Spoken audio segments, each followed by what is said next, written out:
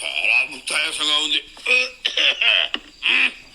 ఏంటి గురుగారు, కడుపు ఏమన్నా బిర్రుగా ఉందా? అవునరా, ధ్వజస్తంభ స్థాపన సందర్భంగా నవపప్పు ధాన్యాలు దట్టించి నేతిలో రంగరించి 3 వాయిల్ లాగించారు.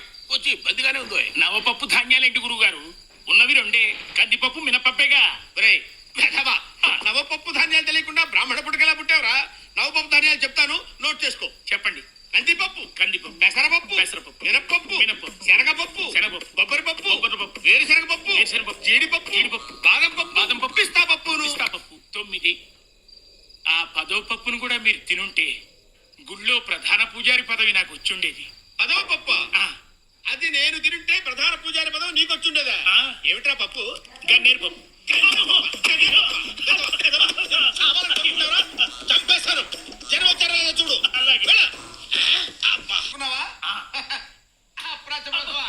శృతిలో కలిపేయనరా. ఓ నమ శివాయ, హర హర మహాదేవ, శంభో శంకర మహిమా. మహాజల్లారా, కథాకాలక్షేపానికి ముందు 2-3 త్యాగరాయ కృతులు వదులుతా. ఒకటి సరిపోతుందేమో.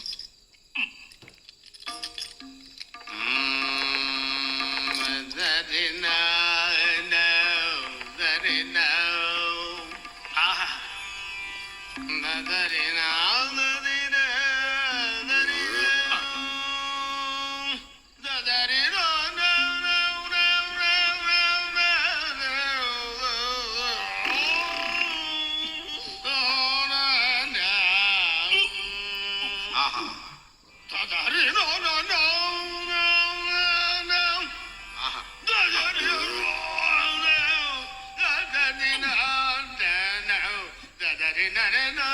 అయ్యా, ఎంతసేపు ఈ జాగరాయ కృతులు వినలేక చస్తున్నాం.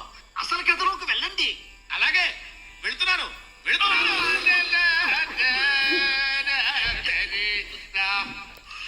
అమ్మయ్యా.